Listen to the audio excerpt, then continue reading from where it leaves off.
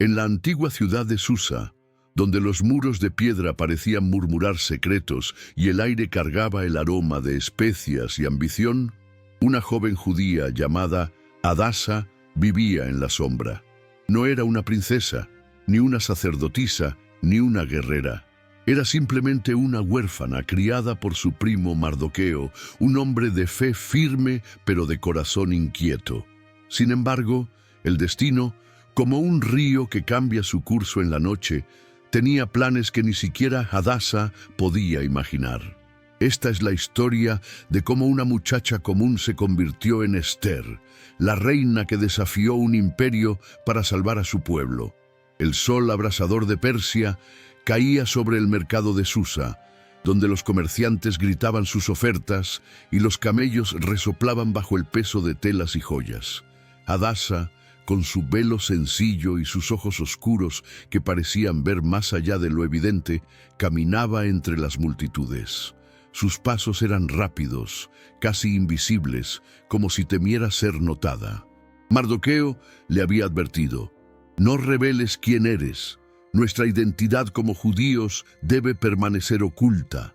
Pero en su corazón, Hadasa sentía un peso, una pregunta que la perseguía como una sombra. ¿Por qué Dios la había colocado en un lugar donde su fe debía ser silenciada? Mientras tanto, en el palacio del rey Asuero, un hombre de poder inmenso pero de alma inconstante, el aire estaba cargado de intriga. La reina Vashti, conocida por su belleza y su orgullo, había desafiado al rey en un banquete, negándose a exhibirse ante los nobles borrachos. El escándalo resonó como un trueno en los corredores de mármol. Los consejeros del rey, hombres de barbas largas y corazones fríos, susurraban: «Vashti debe ser castigada. El rey necesita una nueva reina, una que sepa su lugar». Asuero, con el rostro endurecido pero los ojos vacíos, asintió. No sabía que en ese momento el destino comenzaba a tejer un tapiz que cambiaría la historia. Los edictos reales volaron como palomas por todo el imperio. Que las jóvenes más hermosas de Persia sean llevadas al palacio. El rey elegirá a su nueva reina. En Susa los rumores corrían más rápido que el viento. Las familias soñaban con la gloria. Las madres peinaban a sus hijas con aceites perfumados y las jóvenes susurraban sobre la vida en el palacio. Pero en la modesta casa de Mardoqueo, la noticia cayó como una piedra en un estanque tranquilo. Hadasa, al escuchar las palabras de su primo, sintió que el suelo bajo sus pies se desvanecía. «No puedo ir al palacio», dijo, con la voz temblorosa. «Soy judía. ¿Cómo podría ocultarlo? ¿Cómo podría servir a un rey que no conoce a nuestro Dios?» Mardoqueo, con su mirada profunda y su voz cargada de certeza, respondió: «Hadasa, ¿y si Dios te ha puesto en este momento para un propósito mayor? No temas. Cambia tu nombre, sé Esther, y confía». Esther, un nombre nuevo, como una máscara que debía llevar para sobrevivir. Pero en su interior, Hadasa aún vivía, con sus oraciones susurradas en la noche, con su fe como un fuego que nadie podía apagar. Los guardias del rey llegaron al amanecer, sus armaduras brillando bajo el sol naciente. Las jóvenes de Susa fueron reunidas, un desfile de belleza y nerviosismo. Esther, con su rostro sereno pero su corazón latiendo como un tambor, fue llevada al palacio. Al cruzar las puertas doradas, sintió un escalofrío. Los jardines colgantes, las fuentes que cantaban, los mosaicos que contaban historias de conquistas. Todo era majestuoso, pero también intimidante. Allí, en el harén real, las jóvenes serían preparadas durante un año entero, bañadas en aceites, vestidas con sedas, entrenadas para complacer al rey. Pero Esther no quería complacer a un hombre. Quería entender por qué Dios la había llevado a ese lugar. Hegai, el eunuco a cargo del harén, observó a Esther con curiosidad. Había algo en ella, una calma que no encajaba con las risas nerviosas de las demás. «¿Cuál es tu nombre?», preguntó. «Esther», respondió ella, y su voz no tembló. Hegai asintió, como si supiera que esa joven era diferente. Le asignó las mejores sirvientas, los mejores perfumes, no por su belleza, aunque era deslumbrante, sino por la dignidad que emanaba de ella. Las otras jóvenes competían, susurraban celos, planeaban estrategias. Esther, sin embargo, escuchaba, observaba, oraba. En las noches, cuando las lámparas de aceite parpadeaban, Esther se arrodillaba en su habitación. Dios de Abraham, Isaac y Jacob, susurraba, si estoy aquí por tu voluntad, muéstrame el camino, no dejes que mi corazón se pierda en este lugar. Sus oraciones eran un hilo invisible que la conectaban con su pueblo, con su fe, con la promesa de que Dios nunca abandona a los suyos. Pero el palacio no era un lugar de fe, era un tablero de ajedrez donde cada movimiento podía ser el último. Mientras Esther se preparaba, un hombre oscuro comenzaba a moverse en las sombras del poder. Amán, el favorito del rey, una gajita de mirada fría y ambición desmedida, había sido ascendido a primer ministro. Su orgullo era tan grande como las torres de Susa, pero su odio hacia los judíos ardía aún más. Mardoqueo, fiel a su Dios, se negaba a inclinarse ante Amán, y ese acto de desafío plantó una semilla de venganza. Amán no solo quería castigar a Mardoqueo, quería destruir a todo su pueblo. Esther aún no lo sabía, pero el destino la había colocado en el centro de una tormenta. Una reina sin corona, una judía en un palacio pagano, una joven cuya fe sería probada en un juego de tronos donde la vida y la muerte eran las apuestas. El primer paso estaba dado, pero el camino apenas comenzaba. ¡Genial! Me alegra que te haya gustado el primer bloque. Ahora continuaré con el segundo bloque, 1000 palabras, de la historia La reina que arriesgó su vida para salvar a un pueblo.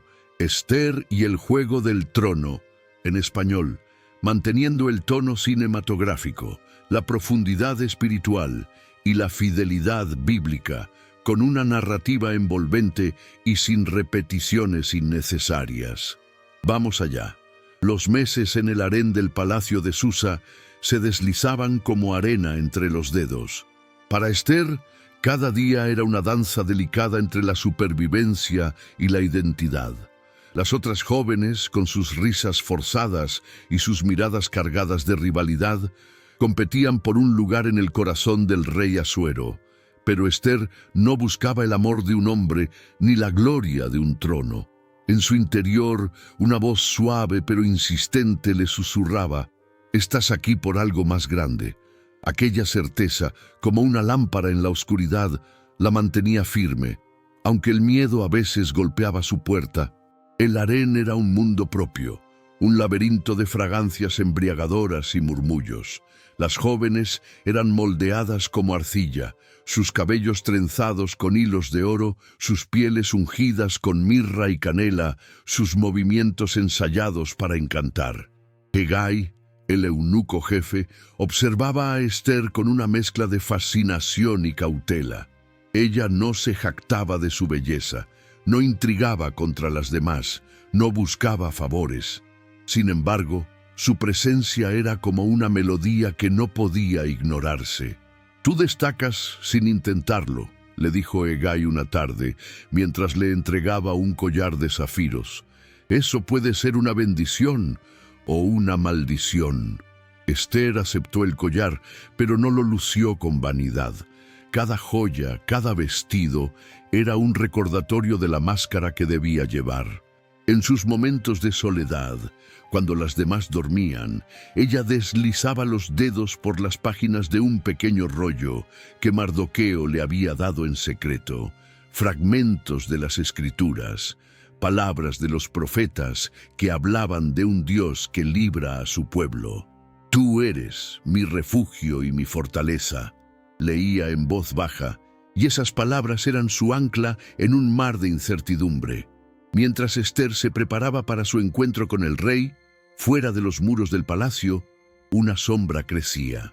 Amán, ahora el hombre más poderoso después de Asuero, paseaba por las calles de Susa con la arrogancia de un dios pagano.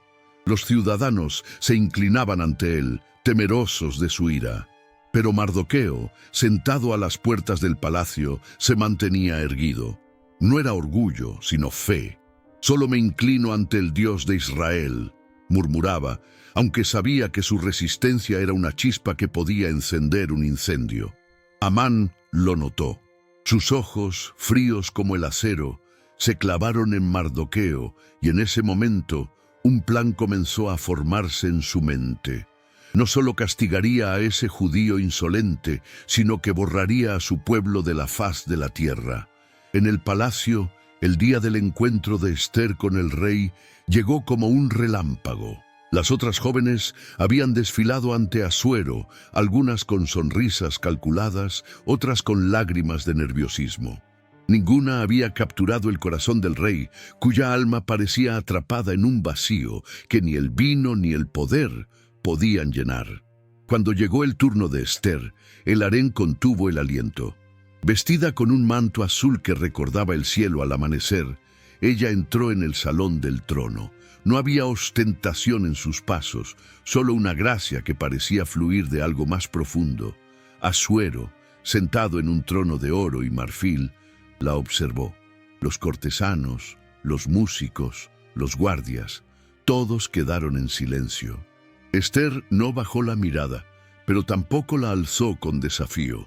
Sus ojos, llenos de una calma que desarmaba, se encontraron con los del rey. «¿Cuál es tu nombre?», preguntó Asuero, su voz más suave de lo que él mismo esperaba. «Ester», respondió ella, y en esa palabra había una verdad oculta, un eco de la Hadasa que aún vivía en su interior. No habló mucho, pero sus palabras, medidas y sinceras, tocaron algo en el rey. No era solo su belleza, aunque era innegable. Era su presencia, como si llevara una corona invisible. Esa noche, Asuero no durmió. La imagen de Ester permanecía en su mente, como una estrella que no se apaga con el amanecer. Al día siguiente, anunció su decisión. Ester sería la nueva reina. Los cortesanos aplaudieron, los banquetes se prepararon y Susa se llenó de celebración. Pero para Ester, la corona era un peso, no un premio. Mientras las trompetas sonaban, ella se preguntaba, ¿es este el propósito de Dios o apenas el comienzo? Convertirse en reina no era el final, sino el inicio de una prueba mayor. Ester vivía ahora en el corazón del palacio, rodeada de lujo pero también de peligro. Los consejeros del rey susurraban, las antiguas aliadas de Basti la miraban con desdén, y Amán, siempre presente, comenzaba a tejer su red. Mardoqueo, desde las puertas del palacio, le enviaba mensajes a través de sirvientes leales. «Mantente firme, Ester, Dios te ha elevado por una razón». Pero la razón aún era un misterio. Una noche, mientras Ester caminaba por los jardines del palacio, un incidente cambió el rumbo de su destino. Dos guardias reales, Teresh y Bigtán, conspiraban Foucault, planeaban asesinar al rey. Mardoqueo, que trabajaba en las puertas del palacio, escuchó sus susurros y alertó a Ester. Ella, con cautela, informó al rey a través de sus sirvientes y la conspiración fue frustrada. Los traidores fueron ejecutados y el nombre de Mardoqueo fue registrado en las crónicas reales.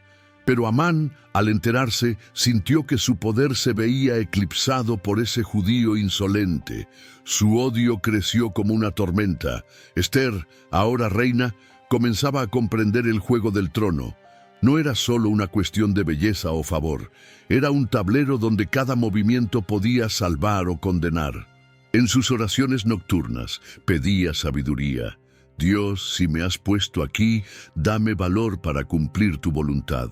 El palacio era un lugar de esplendor, pero también de sombras. Y en esas sombras, el plan de Amán comenzaba a tomar forma. Un decreto que no solo amenazaría a Mardoqueo, sino a todo el pueblo de Israel. El palacio de Susa brillaba bajo la luz de la luna, pero para Ester, cada reflejo en los mosaicos dorados parecía un recordatorio de su fragilidad. Como reina, Caminaba por corredores de mármol, rodeada de sirvientes que inclinaban la cabeza y cortesanos que sonreían con falsedad. Sin embargo, en su corazón seguía siendo Hadasa, la joven judía que oraba en secreto, temiendo que su verdadera identidad fuera descubierta. La corona que llevaba no era solo un símbolo de poder, sino una carga que la obligaba a medir cada palabra, cada mirada. Y mientras ella aprendía a navegar las aguas turbulentas de la corte, una amenaza más oscura se alzaba en el horizonte. Amán, con su túnica púrpura y su sonrisa afilada, había consolidado su influencia sobre el rey Asuero.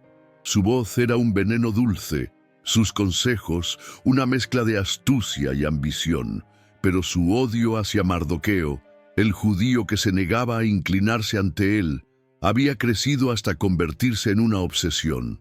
No bastaba con humillar a un hombre. Amán quería borrar a todo un pueblo. En su mente, los judíos eran una mancha en el tapiz perfecto del imperio persa, una amenaza que debía ser erradicada. Y así, con la precisión de un cazador, comenzó a tejer un plan que cambiaría el destino de miles. Una mañana, mientras el rey Asuero revisaba asuntos de estado, Amán se acercó con un pergamino en la mano y una expresión de falsa preocupación. «Oh, gran rey», dijo, inclinándose con exagerada reverencia, «hay un pueblo en tu imperio disperso pero peligroso que no respeta tus leyes ni honra tu autoridad. Son los judíos. Permíteme emitir un decreto para destruirlos y así proteger tu reino». Asuero, distraído por los placeres del poder y confiando ciegamente en Amán, apenas prestó atención. «Haz lo que consideres necesario», respondió, entregándole su anillo real, el sello que convertía cualquier edicto en ley irrevocable. El decreto fue redactado con una crueldad meticulosa. En el día 13 del mes de Adar, todos los judíos del imperio, hombres, mujeres, niños, serían exterminados y sus bienes confiscados. Los escribas trabajaron sin descanso y los mensajeros reales galoparon a cada rincón de Persia, desde las montañas de Media hasta las costas de Kush. En Susa, el edicto fue proclamado en las plazas y un silencio helado cayó sobre la ciudad. Los judíos, al escuchar las palabras, rasgaron sus vestiduras y cubrieron sus cabezas con cenizas. El lamento se alzó como un viento amargo, un eco de desesperación que llegó hasta las puertas del palacio. Mardoqueo, sentado en su lugar habitual, sintió que el mundo se derrumbaba. No era solo su vida lo que estaba en juego, sino la de su pueblo, la promesa de Dios a Abraham. Con el corazón apesadumbrado, se vistió de saco y se cubrió de cenizas, negándose a comer o beber. Pero incluso en su dolor, su fe no vaciló. Sabía que Esther, ahora reina, era la única esperanza. Arriesgando todo, envió un mensaje a través de Hatak, un sirviente leal. «Esther, el decreto ha sido firmado. Nuestro pueblo enfrenta la aniquilación. Debes hablar con el rey». Cuando el mensaje llegó a Esther, su mundo tembló. Estaba en sus aposentos, rodeada de sedas y perfumes, pero el lujo del palacio no podía protegerla de la verdad. Leyó el pergamino que Hatak le entregó, y sus manos temblaron al ver las palabras del edicto. La muerte acechaba a su pueblo, a su familia, a ella misma. Pero hablar con el rey no era tan simple. Las leyes de Persia eran claras. Nadie, ni siquiera la reina, podía presentarse ante Asuero sin ser convocada. Si lo hacía y él no extendía su cetro de oro, sería ejecutada. Y Asuero no la había llamado en 30 días. ¿La recibiría? ¿Escucharía? Esther envió una respuesta a Mardoqueo. «Es demasiado arriesgado. Si me presento sin ser llamada, podría morir, y no sé si el rey me escuchará». Pero Mardoqueo no aceptó excusas. Su respuesta fue un trueno en el alma de Esther. «No creas que por estar en el palacio escaparás del destino de nuestro pueblo. Si callas ahora, la salvación vendrá de otra parte, pero tú y tu familia perecerán. ¿Quién sabe si para un tiempo como este has llegado a ser reina? Esas palabras golpearon a Esther como una ola. Por primera vez sintió el peso completo de su posición. No era solo una reina, ni solo una judía. Era un instrumento en las manos de Dios, colocada en el corazón del imperio por un propósito que ahora se revelaba. Pero el miedo seguía allí, como una serpiente enroscada en su pecho. Pasó la noche en oración, arrodillada en el suelo frío de su cámara. «Dios de mis padres», susurró, «dame valor, si debo morir, que mi muerte sirva a tu voluntad. Pero si me das vida, que sea para salvar a los míos». Al amanecer, Esther tomó una decisión. Envió un último mensaje a Mardoqueo. «Pide a todos los judíos de Susa que ayunen por mí durante 3 días, sin comer ni beber. Yo y mis doncellas haremos lo mismo. Luego iré al rey, aunque no sea la ley. Y si perezco, que perezca». En esas palabras, Hadasa y Esther se fundieron en una sola. Una mujer dispuesta a arriesgar todo por su pueblo, guiada por una fe que brillaba más fuerte que el miedo. Mientras Esther se preparaba para su acto de valentía, Amán celebraba en su casa. Rodeado de amigos y aduladores, alardeaba de su poder y planeaba construir una horca para Mardoqueo, una estructura de madera que se alzaría como un símbolo de su triunfo. No sabía que en el silencio del palacio una reina oraba y un dios invisible movía las piezas de un plan mayor. Estupendo. Gracias por aprobar el tercer bloque. Ahora seguimos con el cuarto bloque. 1. Las 0 palabras. De la historia La reina que arriesgó su vida para salvar a un pueblo, Esther y el juego del trono. En español, manteniendo la intensidad narrativa, la profundidad espiritual, la fidelidad bíblica y un ritmo cautivador sin redundancias. Vamos a adentrarnos en este momento crucial de la historia.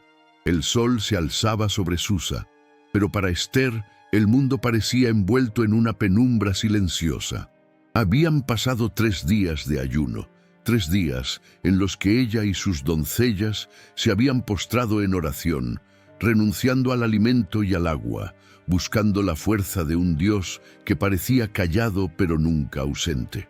Los judíos de la ciudad, siguiendo su petición, también ayunaban, sus corazones unidos en un clamor invisible que resonaba más allá de los muros de piedra. Esther sabía que el momento había llegado. No había vuelta atrás. Hoy cruzaría el umbral del salón del trono, desafiando la ley de Persia y poniendo su vida en la balanza. En sus aposentos, Esther se preparó con cuidado. No era solo una cuestión de belleza, aunque su apariencia debía ser impecable. Cada detalle era una ofrenda, una declaración de que estaba lista para enfrentar lo que viniera. Sus doncellas, con manos temblorosas, le colocaron un manto de lino blanco bordado con hilos de plata, un color que evocaba pureza y sacrificio. Sobre su pecho, un sencillo colgante con una estrella, un recordatorio discreto de su herencia judía. Mientras se miraba en el espejo de bronce pulido, no vio a la reina, sino a Hadasa, la niña que una vez soñó con una vida simple. Pero esa niña había crecido y ahora llevaba el destino de un pueblo sobre sus hombros. El palacio estaba inusualmente silencioso cuando Esther comenzó su camino hacia el salón del trono. Los guardias, con sus lanzas relucientes, la observaron con curiosidad, pero ninguno la detuvo. Los cortesanos, siempre atentos a los rumores, susurraban entre sí, preguntándose por qué la reina avanzaba sola, sin ser convocada. Cada paso resonaba en el suelo de mármol, un eco que parecía marcar el ritmo de su corazón. En su mente, una oración se repetía como un latido. Dios, extiende tu mano, no me dejes sola. El salón del trono era un espectáculo de opulencia, columnas de alabastro, cortinas de púrpura que se mecían con la brisa, y en el centro, el trono de Asuero, elevado como un altar pagano. El rey estaba allí, rodeado de consejeros, con el cetro de oro en la mano. Su rostro, endurecido por años de poder, mostraba una mezcla de aburrimiento y autoridad. Cuando Ester cruzó el umbral, el aire se volvió denso. Los cortesanos contuvieron el aliento, los guardias apretaron sus lanzas y el tiempo pareció detenerse. Ester avanzó lentamente, con la cabeza alta pero sin arrogancia. Sus ojos buscaron los del rey, y en ese instante todo lo demás desapareció. ¿La rechazaría? ¿Alzaría el cetro o la condenaría? Asuero la miró, primero con sorpresa, luego con algo que parecía admiración. Los segundos se alargaron como horas, hasta que finalmente extendió el cetro de oro hacia ella. Un murmullo de alivio recorrió la sala. Ester se acercó y tocó la punta del cetro, inclinando la cabeza. Estaba viva, por ahora. ¿Qué deseas, reina Ester?, preguntó Asuero, su voz cargada de curiosidad. Pide lo que quieras, hasta la mitad de mi reino, y te lo concederé. Las palabras eran generosas, pero Ester sabía que no podía revelar su propósito todavía. El juego del trono requería paciencia, estrategia. Con una voz serena pero firme, respondió: «Si place al rey, me gustaría invitarlo a un banquete esta noche, junto con Amán. Es mi único deseo por ahora». Asuero, intrigado, aceptó de inmediato. Amán, presente en la sala, sonrió, halagado por la invitación, sin sospechar que la reina estaba tejiendo una red a su alrededor. El banquete fue preparado con una rapidez que solo el palacio podía lograr. Mesas cargadas de faisanes asados, higos bañados en miel y copas de vino que brillaban bajo las lámparas de aceite. Ester, sentada junto al rey, mantenía una calma que ocultaba la tormenta en su interior. Amán, a su derecha, hablaba con arrogancia, alardeando de su riqueza y su favor real. Pero Ester no estaba allí para escuchar vanidades. Cada palabra, cada gesto era parte de un plan mayor. Cuando Asuero, animado por el vino, volvió a preguntar qué deseaba, Ester respondió con astucia: «Si el rey lo permite, que él y Amán vengan mañana a otro banquete, entonces revelaré mi petición». La respuesta desconcertó a Asuero, pero también lo intrigó. Amán, por su parte, salió del banquete con el pecho inflado de orgullo. Ser invitado 2 veces por la reina era un honor que lo elevaba aún más ante los ojos de la corte. Sin embargo, su alegría se desvaneció al pasar por las puertas del palacio y ver a Mardoqueo, sentado, imperturbable, negándose a inclinarse. La furia de Amán estalló como un volcán. Esa noche, en su casa, ordenó construir una horca de 15 metros de altura. «Mañana pediré al rey que cuelgue a Mardoqueo», juró, mientras su esposa, Ceres, y sus amigos aplaudían su crueldad. Mientras tanto, en el palacio, Ester no podía dormir. El éxito de su primer encuentro con el rey era solo un paso, y el camino adelante seguía lleno de peligros. Se arrodilló una vez más, buscando la guía divina. «Dios de Israel», susurró, «has abierto la puerta hasta ahora. Dame las palabras para salvar a mi pueblo». No sabía que, en esa misma noche, otro evento estaba a punto de cambiar el curso de la historia. Asuero, incapaz de conciliar el sueño, pidió que le leyeran las crónicas reales. Entre las páginas escuchó el relato de cómo Mardoqueo había frustrado un complot contra su vida. «¿Qué honor se le dio a este hombre?», preguntó el rey. «Ninguno», respondieron sus sirvientes. Y en el corazón de Asuero una idea comenzó a formarse. El amanecer trajo consigo un nuevo día, pero también un nuevo giro en el tablero del destino. Ester se preparaba para el segundo banquete. Amán soñaba con la muerte de Mardoqueo, y el rey, sin saberlo, estaba a punto de mover una pieza que nadie esperaba. La mañana en Susa amaneció con un cielo despejado, pero en el palacio de Asuero, las corrientes invisibles del destino comenzaban a agitarse. Ester se preparaba para el segundo banquete, consciente de que esta sería su última oportunidad para revelar su súplica. El peso de la responsabilidad la envolvía como una capa invisible, pero su fe, forjada en noches de oración y días de ayuno, la sostenía. Mientras tanto, Amán, cegado por su orgullo, caminaba hacia el palacio con una certeza venenosa. Hoy convencería al rey de colgar a Mardoqueo en la horca que había construido. Ninguno de los dos sabía que un poder mayor estaba moviendo las piezas en un juego que trascendía sus planes.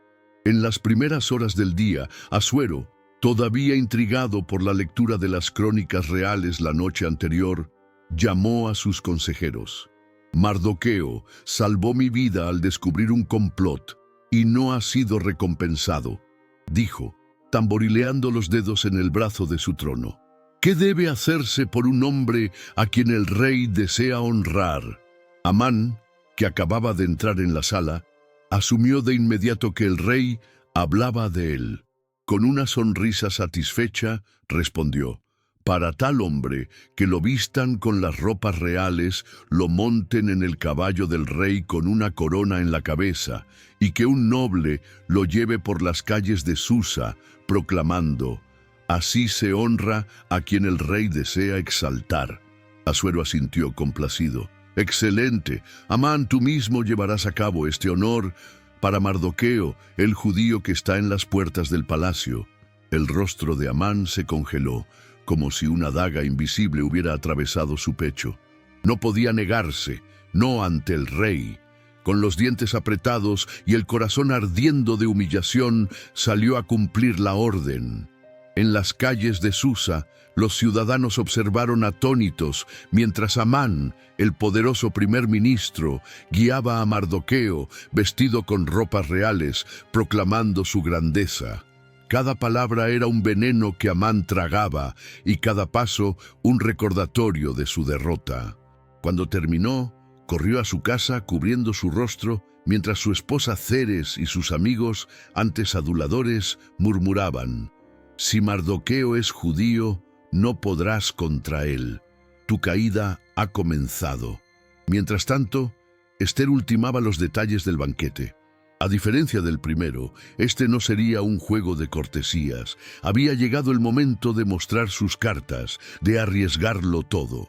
Escogió un vestido carmesí, un color que evocaba valentía y sacrificio, y se adornó con un sencillo brazalete de plata, un regalo de Mardoqueo que le recordaba su propósito. Sus doncellas, que habían compartido su ayuno, la miraban con una mezcla de admiración y temor. «Mi señora», susurró una de ellas, «el palacio habla de usted. Dicen que su influencia sobre el rey es un misterio». Ester sonrió débilmente. No era su influencia, sino la mano de Dios, lo que la había llevado hasta allí. El banquete comenzó al atardecer, en un salón iluminado por antorchas que proyectaban sombras danzantes en las paredes. Asuero, relajado por el vino y la música de las liras, observaba a Ester con una mezcla de fascinación y curiosidad. Amán, aún herido por la humillación de la mañana, intentaba mantener su compostura, pero sus ojos traicionaban un nerviosismo creciente. Los platos se sucedían: cordero asado, granadas frescas, pan perfumado con comino. Pero Ester apenas tocaba la comida. Su mente estaba fija en el momento que se acercaba, como un arquero que tensa la cuerda antes de soltar la flecha. Cuando los sirvientes se retiraron y la sala quedó en un silencio expectante, Asuero se inclinó hacia Ester. «Reina mía, has pedido 2 banquetes y mi paciencia es grande, pero mi curiosidad es mayor. ¿Cuál es tu petición? Pídeme hasta la mitad de mi reino y será tuya». El corazón de Ester latió con fuerza, pero su voz no tembló. Se puso de pie, un gesto inusual que atrajo todas las miradas. «Si he hallado gracia ante tus ojos, oh rey, y si te place, concédeme mi vida y la vida de mi pueblo», dijo, con una claridad que cortó el aire como una espada. Asuero frunció el ceño confundido. «¿Tu vida? ¿Tu pueblo? ¿De qué hablas?». Esther respiró hondo, sabiendo que no había marcha atrás. Somos vendidos, yo y mi pueblo, para ser destruidos, asesinados y aniquilados. Si fuéramos vendidos como esclavos, habría callado. Pero este enemigo busca nuestra total exterminación. El rey, ahora completamente alerta, golpeó la mesa con el puño. ¿Quién es este enemigo? ¿Quién se atreve a tal cosa? Esther, con los ojos fijos en Amán, pronunció las palabras que cambiarían todo. El adversario y enemigo es este malvado Amán. El silencio que siguió fue ensordecedor. Amán palideció, su copa de vino temblando en su mano. Asuero, con el rostro enrojecido por la ira, se levantó y salió al jardín del palacio, como si necesitara aire para procesar la traición. Amán, desesperado, cayó de rodillas ante Esther, suplicando clemencia. «No sabía que eras judía», balbuceó, su voz rota por el pánico. Pero antes de que Esther pudiera responder, Asuero regresó. Al ver a Amán inclinado sobre la reina, malinterpretó la escena y rugió. «¿También osas atacar a la reina en mi propia casa?». Los guardias entraron de inmediato y uno de ellos, Harbona, señaló: «Señor, Amán construyó una horca para Mardoqueo, el hombre que salvó tu vida». La ira de Asuero alcanzó su punto álgido. «Colgad a Amán en esa horca», ordenó. Los guardias arrastraron a Amán, que gritaba y suplicaba, hacia su propio instrumento de muerte. En cuestión de minutos, el hombre que había soñado con destruir a un pueblo colgaba sin vida, mientras el palacio se sumía en un caos silencioso. Esther, aún de pie, sintió que sus piernas cedían. Había ganado una batalla, pero la guerra no había terminado. El decreto de Amán, sellado con el anillo del rey, seguía en pie, y el día de la matanza se acercaba. Pero por primera vez sintió una chispa de esperanza. Dios había movido el corazón del rey. Ahora debía encontrar una manera de anular lo imposible. El eco de los gritos de Amán se desvaneció en el palacio de Susa, pero la paz no llegó con su muerte. La horca, ahora un símbolo de justicia divina, se alzaba en la plaza como un recordatorio sombrío de lo que pudo haber sido. Esther, de pie en el salón del banquete, sintió el peso de la mirada de Asuero. El rey, aún agitado por la traición de su primer ministro, la observaba con una mezcla de asombro y respeto. Había descubierto que su reina, la mujer que había elegido por su gracia y belleza, era judía, parte de un pueblo al que él mismo, sin saberlo, había condenado. Pero el peligro no había terminado. El decreto de exterminio, sellado con el anillo real, era una sentencia irrevocable que seguía avanzando como una tormenta imparable. Esther sabía que su valentía en el banquete había sido solo el primer paso. La vida de su pueblo seguía colgando de un hilo y el tiempo se agotaba. El día 13 del mes de Adar, cuando los judíos serían masacrados, estaba cada vez más cerca. Con el corazón acelerado pero la mente clara, se arrodilló ante Asuero, un gesto de humildad que contrastaba con su posición como reina. «Oh rey», dijo, con la voz cargada de urgencia, «si he hallado gracia ante ti, te ruego que revoques el decreto que ordena la destrucción de mi pueblo. No puedo soportar ver a mi familia y a mi gente perecer por la maldad de un hombre que ya no está». Asuero, sentado en su trono, frunció el ceño. No era un hombre cruel, pero las leyes de Persia eran inflexibles. Un edicto sellado con el anillo real no podía anularse, ni siquiera por el propio rey. «Esther, mi reina», respondió, «te he dado la vida de Amán, y su casa ha sido entregada a tu disposición. Pero el decreto, no puedo deshacer lo que está escrito». Sus palabras cayeron como una losa, pero Esther no se rindió. En su interior, la fe que la había sostenido hasta ahora susurraba una verdad. Si Dios la había llevado al trono, también le mostraría el camino para salvar a su pueblo. Entonces, Mardoqueo fue convocado al palacio. Por primera vez, Esther y su primo se encontraron bajo la mirada del rey. Mardoqueo, aún vestido con las ropas reales que Amán le había puesto en su humillación, llevaba en los ojos la fuerza de un hombre que había enfrentado la muerte y encontrado esperanza. Asuero, impresionado por la lealtad de Mardoqueo, lo nombró primer ministro en lugar de Amán y le entregó el anillo real que una vez había sellado el destino de los judíos. «Tú y Ester», dijo el rey, «escribid un nuevo edicto en mi nombre. Haced lo que sea necesario para proteger a vuestro pueblo». Ester y Mardoqueo trabajaron con una urgencia febril. En los aposentos reales, rodeados de escribas y pergaminos, redactaron un nuevo decreto. No podían anular el edicto de Amán, pero podían contrarrestarlo. El nuevo edicto otorgaba a los judíos de todo el imperio el derecho a defenderse, a reunirse y a luchar contra cualquiera que los atacara en el día señalado. Además, permitía a los judíos tomar los bienes de sus enemigos como botín.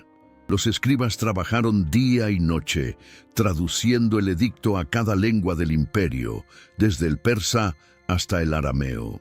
Los mensajeros reales, montados en los caballos más rápidos, galoparon a cada provincia, llevando la noticia de la salvación.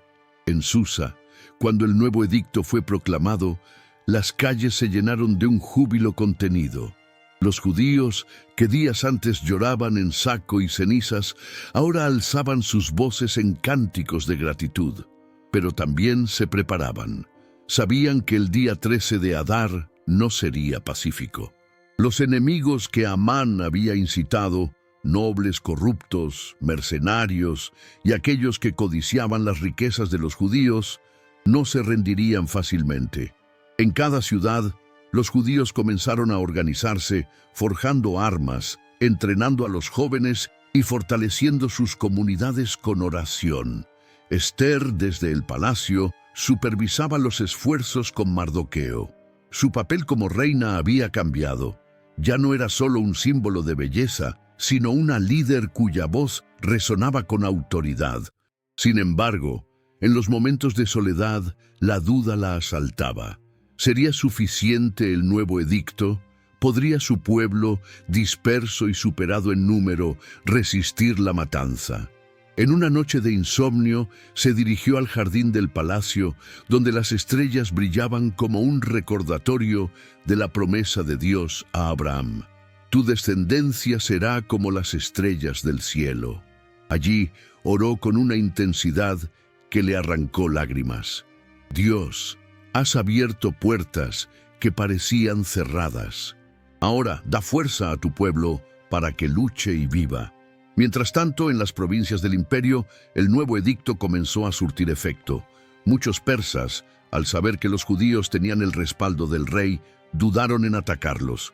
Algunos, movidos por el miedo o por la admiración, se unieron a los judíos, convirtiéndose en aliados inesperados. La marea comenzaba a cambiar, pero la batalla final aún estaba por llegar. En el palacio, Asuero observaba a Ester con un respeto creciente. Nunca había conocido a una mujer como ella, cuya fuerza no provenía de la ambición, sino de algo más profundo, algo que él no entendía del todo. «Tu pueblo es afortunado de tenerte», le dijo una tarde, mientras paseaban por los jardines colgantes. Ester sonrió, pero no respondió. Su mente estaba en el futuro, en el día que decidiría si su pueblo viviría o moriría. Mardoqueo, ahora vestido con las túnicas de un primer ministro, trabajaba incansablemente. Su fe, que una vez lo había llevado a desafiar a Amán, ahora lo impulsaba a unir a los judíos de Susa. En las sinagogas, los ancianos leían las Escrituras, recordando las victorias de Dios en el pasado. El Mar Rojo, Jericó, David contra Goliat. El mismo Dios que nos libró entonces nos librará ahora, declaraba Mardoqueo, y sus palabras encendían la esperanza. El día 13 de Adar se acercaba, y con él la prueba final. Ester sabía que no estaría en el campo de batalla, pero su corazón lucharía junto a su pueblo. Todo lo que había hecho, el ayuno, el riesgo, los banquetes, la súplica, conducía a este momento. El trono ya no era un lugar de lujo, sino un puesto de guerra espiritual. El día 13 del mes de Adar amaneció con un silencio inquietante en Susa. Las calles, que días antes vibraban con los preparativos para la matanza, ahora parecían contener el aliento. Los judíos, armados con espadas, lanzas y una fe inquebrantable, se reunieron en las plazas y sinagogas, listos para defender sus vidas. El nuevo edicto, proclamado por Ester y Mardoqueo, les había dado no solo el derecho a luchar, sino también la esperanza de que el Dios de sus antepasados estaba con ellos. En el palacio, Ester aguardaba, su corazón latiendo al ritmo de una batalla que no podía ver, pero que sentía en cada fibra de su ser. En las provincias del imperio, desde la India hasta Etiopía, la escena se repetía. Los judíos, organizados en comunidades, formaron líneas de defensa en aldeas y ciudades. Los enemigos que Amán había incitado, nobles codiciosos, mercenarios y multitudes enardecidas, se alzaron contra ellos, confiados en que el decreto original les garantizaba la victoria. Pero no contaban con el cambio de las tornas. El respaldo del rey, combinado con la determinación de los judíos, transformó lo que debía ser una masacre en una lucha épica por la supervivencia. En Susa, la batalla comenzó al amanecer. Los enemigos de los judíos, liderados por los 10 hijos de Amán, atacaron con furia, blandiendo armas y gritando amenazas. Pero los judíos, fortalecidos por días de oración y entrenamiento, respondieron con una valentía que sorprendió a sus agresores. Mardoqueo, ahora primer ministro, no se quedó en el palacio. Con una espada en la mano y el corazón lleno de fervor, lideró a los judíos de Susa, peleando no solo por su vida, sino por la promesa de Dios a su pueblo. Las calles se convirtieron en un campo de batalla donde el clangor del metal y los gritos de lucha resonaban bajo el sol abrasador. Ester, desde el palacio, no podía unirse a la lucha, pero su espíritu estaba en cada golpe dado por su pueblo. Pasó el día en sus aposentos, arrodillada en oración, con sus doncellas a su lado.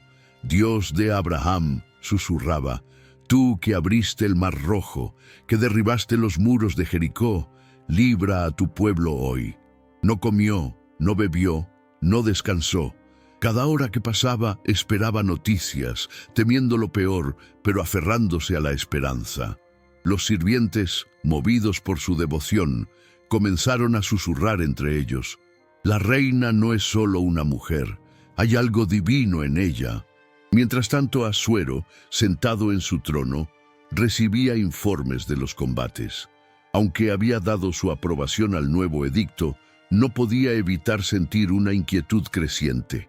La revelación de que Ester era judía había cambiado su percepción de ella, y la lealtad de Mardoqueo lo había impresionado profundamente. Por primera vez, el rey comenzó a preguntarse si había un poder más grande que su propio trono, un poder que guiaba los eventos de maneras que no comprendía. Cuando un mensajero llegó al mediodía trayendo noticias de la batalla en Susa, Asuero escuchó con atención. Los judíos no solo resistían, sino que estaban prevaleciendo. En efecto, la marea de la batalla había girado a favor de los judíos.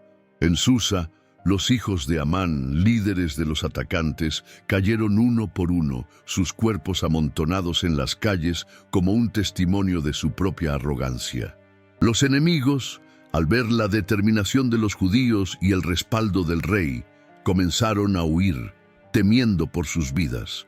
En otras provincias, los gobernadores locales, que inicialmente apoyaron el decreto de Amán, cambiaron de bando al ver la fuerza de los judíos y el favor real. Muchos persas, impresionados por el coraje de este pueblo, se unieron a ellos, convirtiéndose en aliados en la lucha. Al atardecer, Mardoqueo regresó al palacio, cubierto de polvo y sangre, pero con los ojos brillando de triunfo.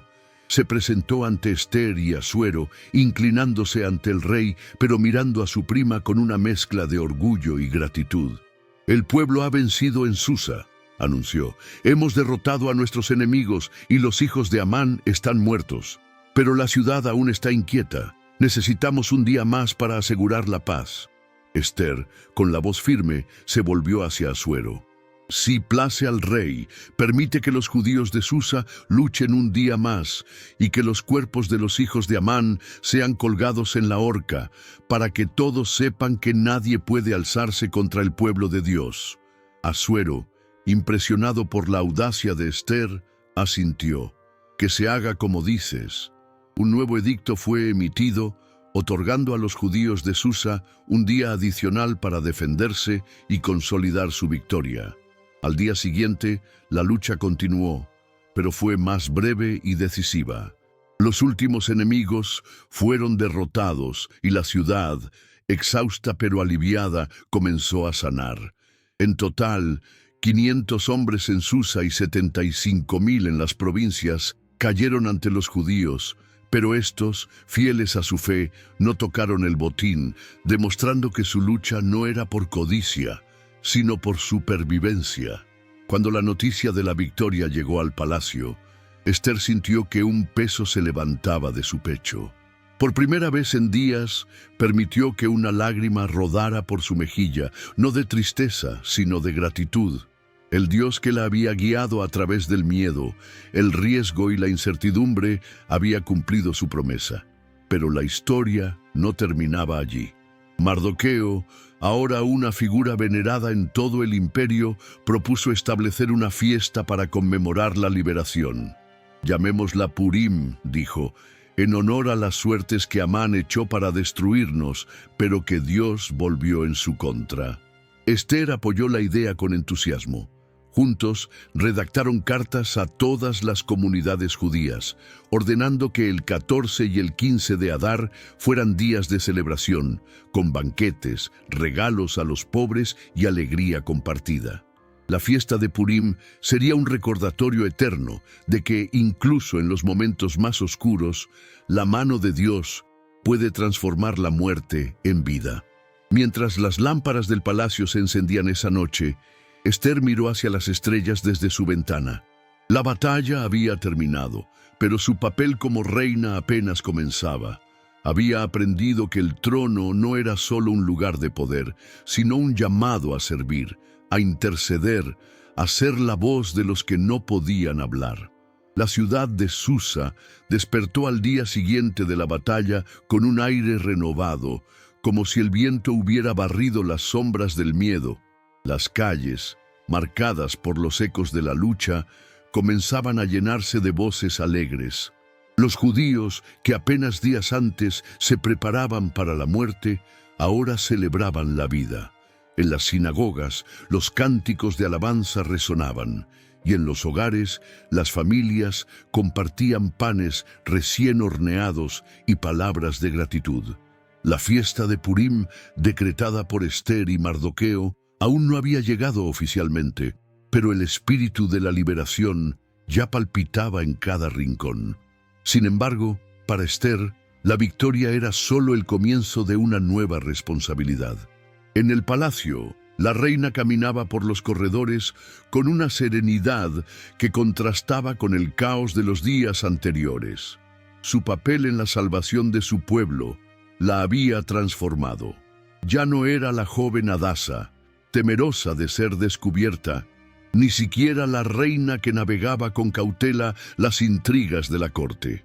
Era Ester, una mujer cuya fe había desafiado un imperio y cuya voz había resonado hasta el trono de Dios. Pero con la corona venía una pregunta que no la dejaba en paz. ¿Cómo asegurarse de que la paz durara, no solo para los judíos de Susa, sino para todas las generaciones futuras? Mardoqueo, ahora asentado como primer ministro, trabajaba incansablemente para consolidar la nueva posición de los judíos en el imperio. Su autoridad, ganada no por ambición, sino por lealtad y valentía, era respetada incluso por aquellos que una vez lo despreciaron. Bajo su liderazgo se promulgaron leyes que protegían a los judíos de futuras persecuciones, y su influencia llegó a las provincias más lejanas. En las crónicas reales, su nombre fue grabado como el hombre que salvó al rey y liberó a su pueblo. Pero Mardoqueo sabía que la verdadera arquitecta de la victoria era Ester, cuya fe había sido el cimiento de todo. Asuero, por su parte, observaba los cambios con una mezcla de asombro y humildad. Nunca había imaginado que su decisión de elegir a Ester como reina tendría consecuencias tan profundas. La revelación de su identidad judía y su valentía al enfrentarse a Amán lo habían obligado a replantearse su papel como rey. Aunque seguía siendo un hombre de impulsos y pasiones, comenzó a consultar más a Ester y Mardoqueo, reconociendo que su sabiduría iba más allá de la política. Una tarde, mientras paseaban por los jardines del palacio, le dijo a Ester: «Tu pueblo tiene un Dios que no veo, pero cuya presencia siento en ti». Ester sonrió, sin responder directamente. Sabía que las semillas de la fe no se plantan con palabras grandiosas, sino con acciones que hablan por sí mismas. Mientras tanto, la fiesta de Purim comenzó a tomar forma. Ester y Mardoqueo enviaron cartas a todas las comunidades judías del imperio, detallando cómo debían celebrarse los días 14 y 15 de Adar. No sería solo una conmemoración de la victoria, sino un recordatorio de la fidelidad de Dios. Las cartas instaban a las familias a compartir banquetes, enviar regalos a los necesitados y leer el relato de la liberación, que pronto sería conocido como el Libro de Ester. En Susa, los preparativos para la primera celebración de Purim llenaron la ciudad de color. Guirnaldas de flores adornaban las puertas, los niños corrían con máscaras que representaban a héroes de la historia, y los ancianos conten. En el palacio, Ester supervisaba los preparativos con una atención que reflejaba su compromiso con su pueblo.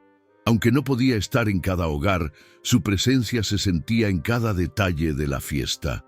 Decidió que las celebraciones no serían solo un momento de alegría, sino también de reflexión. En las sinagogas, los rabinos leerían el relato de la liberación, asegurándose de que las generaciones futuras entendieran que la victoria no fue solo militar, sino espiritual. Ester quería que Purim fuera un testimonio vivo de que Dios actúa en los momentos más oscuros, incluso cuando parece silencioso. Sin embargo, no todos los corazones estaban en paz. Algunos judíos, marcados por el trauma de la persecución, luchaban por encontrar alegría en la victoria. Las heridas de la amenaza de exterminio no sanaban de la noche a la mañana. Ester, consciente de esto, ordenó que parte de las riquezas confiscadas de los enemigos fueran distribuidas entre los más pobres, asegurándose de que nadie quedara excluido de la celebración. En las provincias, los líderes judíos siguieron su ejemplo, organizando actos de caridad que fortalecieron los lazos de la comunidad. En los momentos de soledad, Ester reflexionaba sobre su propio camino. Había entrado al palacio como una huérfana, temerosa y oculta bajo el nombre de Ester. Ahora era una reina cuyo nombre resonaría por generaciones, pero no se atribuía el mérito. En sus oraciones nocturnas agradecía a Dios por haberla usado como instrumento, por haberle dado valor cuando el miedo la paralizaba. «Tu voluntad es mi fuerza», susurraba, y esas palabras la anclaban en un mundo donde el poder podía corromper incluso los corazones más nobles. Una noche, mientras miraba las estrellas desde su balcón, Mardoqueo se unió a ella. Los dos, que habían compartido tantas pruebas, ahora compartían un silencio lleno de significado. «Hadasa», dijo Mardoqueo, usando su antiguo nombre con cariño, «has hecho más que salvarnos, nos has dado un futuro». Ester negó con la cabeza. «No fui yo, primo, fue Dios que nos llevó de la muerte a la vida». Mardoqueo asintió, y juntos contemplaron el cielo, sabiendo que la historia de Purim no era solo suya, sino de todo un pueblo que nunca olvidaría. En el imperio, la influencia de los judíos creció. Los persas, que una vez los despreciaron, ahora los respetaban, y algunos incluso se convirtieron al judaísmo, atraídos por la fe que había desafiado un edicto de muerte. Ester, desde el trono, continuó siendo un puente entre su pueblo y el rey, asegurándose de que la paz no fuera solo un momento, sino un legado. La primera celebración de Purim transformó Susa en un mosaico de colores, risas y gratitud. Las calles, que habían sido testigos de lamentos y batallas, ahora resonaban con cánticos y el aroma de banquetes compartidos. Los judíos, vestidos con sus mejores túnicas, intercambiaban regalos de frutas secas, nueces y panes dulces, mientras los niños corrían con máscaras que evocaban a Ester, Mardoqueo y hasta el derrotado Amán. En las sinagogas, los rollos recién escritos del libro de Ester, conocido como el Megillat Ester, se leían en voz alta, y cada mención del nombre de Amán era ahogada por el estruendo de matracas y aplausos. Pero para Ester, la reina que había orquestado esta liberación, la fiesta era más que una celebración, era un pacto con el futuro. En el palacio, Ester observaba desde una balconada cómo la ciudad se llenaba de vida. Su corazón se hinchaba de gratitud, pero también de responsabilidad. Sabía que la victoria sobre Amán y la supervivencia de su pueblo no eran el final de la historia, sino el comienzo de un legado que debía perdurar. La fiesta de Purim no solo conmemoraba un milagro, sino que enseñaba una verdad eterna. Dios actúa a través de los valientes, incluso en los momentos de mayor oscuridad. Ester estaba decidida a asegurarse de que esta lección no se perdiera con el paso del tiempo. Junto a Mardoqueo, Ester trabajó para institucionalizar Purim como una tradición sagrada. Enviaron una segunda ronda de cartas a las comunidades judías del imperio, reforzando la importancia de los días 14 y 15 de Adar. Estas cartas no solo detallaban los rituales, banquetes, caridad, lecturas del Megillat, sino que también exhortaban a los judíos a transmitir la historia a sus hijos y nietos. «Que nunca se olvide», escribió Ester, «que nuestra salvación vino de la mano de Dios que escucha el clamor de su pueblo». Los escribas, con sus plumas trabajando sin descanso, copiaron estas palabras, y los mensajeros las llevaron a cada rincón del vasto imperio persa. En Susa, Ester se convirtió en una figura venerada, no solo como reina, sino como una madre espiritual para su pueblo. Los judíos la buscaban para resolver disputas, pedir consejo o simplemente expresar su gratitud. Ella los recibía con humildad, siempre desviando el crédito hacia Dios. «No fui yo quien los salvó», decía, «sino el que guía los corazones de los reyes y los pasos de los humildes». Su ejemplo inspiró a las mujeres judías, que comenzaron a contar su historia en los hogares, tejiendo su valentía en las canciones que cantaban a sus hijos. Asuero, aunque seguía siendo un rey pagano, mostró un respeto creciente por la fe de Ester y Mardoqueo. Bajo su reinado, los judíos disfrutaron de una paz sin precedentes, libres para practicar su religión y prosperar en el imperio. El rey, impresionado por la sabiduría de Mardoqueo, le dio aún más autoridad, convirtiéndolo en uno de los hombres más poderosos de Persia. Las crónicas reales, que una vez registraron la traición de Amán, ahora narraban la lealtad de Mardoqueo y la valentía de Ester, asegurando que su historia no se desvanecería en el olvido. Sin embargo, Ester no era inmune a los desafíos. La corte persa, aunque ahora más favorable a los judíos, seguía siendo un nido de intrigas. Algunos nobles, resentidos por la caída de Amán y el ascenso de Mardoqueo, murmuraban en las sombras, buscando formas de recuperar su influencia. Ester, con su astucia afilada por años de navegación en el palacio, los mantenía a raya, usando su posición para proteger a su pueblo de nuevas amenazas. Pero lo hacía con discreción, sabiendo que la fuerza de su liderazgo no estaba en la confrontación, sino en la sabiduría guiada por la fe. En los momentos de reflexión, Esther se retiraba a sus aposentos, donde guardaba un pequeño rollo con versículos de las Escrituras que Mardoqueo le había dado en su juventud. A menudo leía las palabras del salmista: «El Señor es mi luz y mi salvación, ¿a quién temeré?». Estas palabras, que una vez le dieron valor para enfrentarse a Asuero sin ser convocada, ahora le recordaban que su misión no había terminado. Ser reina significaba ser un faro, no solo para los judíos de su tiempo, sino para todos los que vendrían después.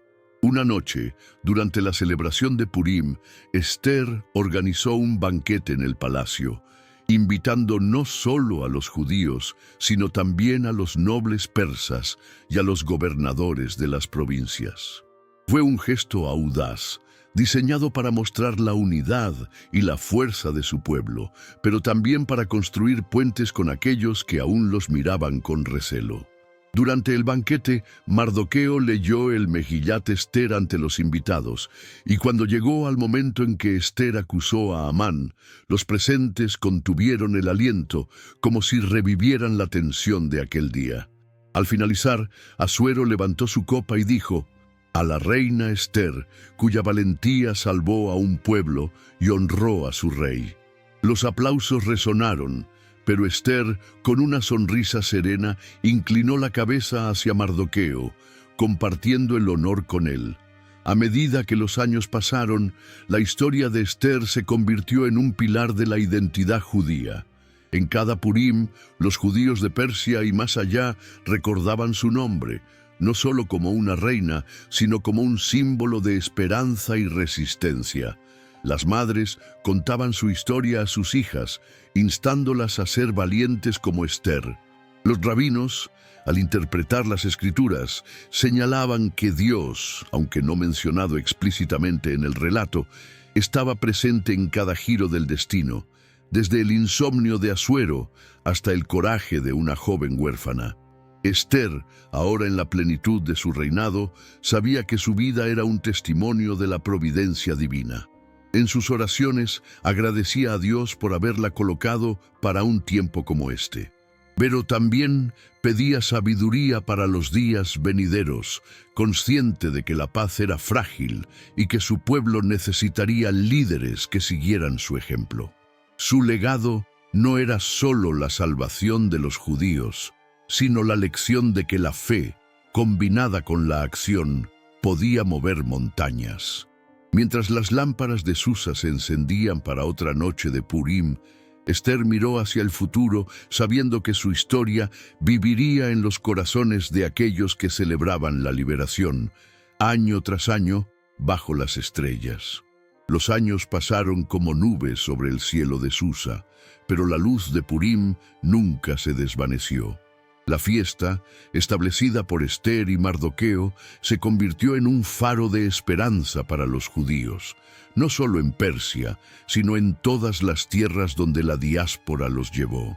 Cada 14 y 15 de Adar, las comunidades se reunían para leer el Megillat Ester, compartir banquetes y enviar regalos a los necesitados, recordando que la salvación vino de una joven que arriesgó todo por su pueblo. En el palacio, Esther, ahora una reina venerada, contemplaba su legado con humildad, sabiendo que su vida había sido un hilo en el tapiz de la providencia divina. El reinado de Esther estuvo marcado por una paz duradera para los judíos. Bajo la protección de Asuero y la sabia administración de Mardoqueo, las comunidades judías prosperaron. Las sinagogas se multiplicaron, los mercados judíos florecieron, y la fe en el Dios de Israel se fortaleció, incluso entre algunos persas que, atraídos por la historia de Purim, abrazaron el judaísmo. Esther, desde el trono, se convirtió en un símbolo de justicia y compasión, mediando entre el rey y su pueblo, asegurándose de que las leyes del imperio respetaran la diversidad de sus habitantes. Sin embargo, Esther nunca olvidó que su poder era prestado. Cada mañana, antes de que el palacio despertara, se retiraba a un pequeño jardín privado donde oraba bajo un olivo que ella misma había plantado. Allí, Lejos de las joyas y los mantos reales, volvía a ser Hadasa, la huérfana que confiaba en Dios contra todo pronóstico. «Señor, tú me guiaste cuando no veía el camino», susurraba, «que mi vida siga siendo tuya». Estas oraciones, silenciosas pero fervientes, eran el cimiento de su reinado, un recordatorio de que la verdadera corona no era de oro, sino de fe. Mardoqueo, ahora anciano pero aún vigoroso, seguía siendo su aliado más cercano. Como primer ministro, su influencia se extendía por todo el imperio, pero su corazón permanecía en Susa, donde trabajaba para fortalecer la comunidad judía. Juntos, Ester y Mardoqueo supervisaron la redacción final del Mejillat Ester, asegurándose de que cada detalle de la historia, desde el decreto de Amán hasta la victoria final, fuera preservado con precisión. Querían que las generaciones futuras entendieran que la liberación no fue obra del azar, sino de un Dios que obra en las sombras, moviendo corazones y circunstancias para cumplir sus propósitos. Asuero, en los últimos años de su reinado, se apoyó cada vez más en Ester. Aunque nunca abrazó plenamente la fe judía, su respeto por ella creció hasta convertirse en una admiración profunda. En una ocasión, durante un consejo real, un noble sugirió revivir antiguas leyes que restringían a los judíos. Asuero, con una mirada que silenciaba, respondió: «Mientras mi reina esté a mi lado, nadie tocará a su pueblo». Estas palabras, pronunciadas con la autoridad de un rey, resonaron en la corte, consolidando la seguridad de los judíos bajo su mandato. A medida que el tiempo avanzaba, Ester comenzó a preparar a la próxima generación. Aunque no tuvo hijos propios, según las tradiciones, adoptó a los jóvenes judíos como si fueran su familia, educándolos en la fe y la sabiduría. Les enseñaba que el valor no era la ausencia de miedo, sino la decisión de actuar a pesar de él. «Dios no siempre habla con truenos», les decía, «pero siempre escucha. Confíen en Él, y Él abrirá caminos donde no los hay». Estas lecciones, impartidas con la calidez de una madre y la autoridad de una reina, moldearon a líderes que llevarían adelante el legado de Purim. En sus últimos años, Ester se retiró parcialmente de la vida pública, delegando muchas responsabilidades a Mardoqueo y a los líderes judíos que había formado. Pero su presencia seguía siendo un faro.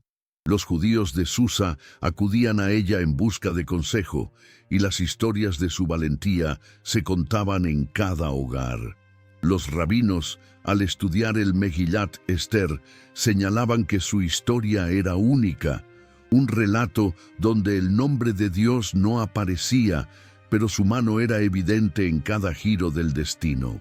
Ester nos enseña, decían, que incluso en un mundo de palacios y traiciones, Dios está presente trabajando a través de los humildes. Cuando Ester finalmente partió de este mundo, Susa lloró como si hubiera perdido a una madre. Su funeral fue un evento de gran solemnidad, con judíos y persas reunidos para honrarla. Asuero, ahora anciano, ordenó que se erigiera una estatua en su honor, no como una diosa, sino como una reina cuya vida cambió un imperio. Pero el verdadero monumento a Ester no era de piedra, sino de memoria. Cada Purim, cuando los judíos alzaban sus copas y leían su historia, su espíritu vivía de nuevo, recordándoles que la fe puede derribar incluso los decretos más oscuros. Mardoqueo, que le sobrevivió por algunos años, aseguró que el Megillat Ester fuera copiado y distribuido ampliamente, convirtiéndose en parte de las escrituras sagradas. Su propia muerte marcó el fin de una era, pero el legado de ambos perduró. Los judíos, dispersos por el mundo, llevaron la fiesta de Purim consigo, celebrándola en tierras lejanas, desde Babilonia hasta Roma y más allá. La historia de Ester se convirtió en un canto de resistencia, un recordatorio de que ningún poder humano puede apagar la promesa de Dios. Siglos después, cuando los judíos enfrentaron nuevas persecuciones, el Megillat Ester les dio fuerza. Las madres, al leerlo a sus hijos, señalaban el ejemplo de una mujer que, siendo huérfana y extranjera, se levantó para salvar a su pueblo. Los rabinos, en sus sermones, recordaban que Purim no era solo una fiesta, sino una llamada a la acción, a ser valientes, a interceder por los demás, a confiar en la providencia incluso cuando el futuro parece sombrío. En el cielo de Susa, las estrellas seguían brillando, como lo habían hecho la noche en que Ester oró por su pueblo. Su vida, como una de esas estrellas, iluminó el camino para generaciones, mostrando que el valor de una persona, guiado por la fe, puede cambiar el curso de la historia. Y así, la reina que arriesgó su vida para salvar a un pueblo, se convirtió en un símbolo eterno, una luz que nunca se apagaría.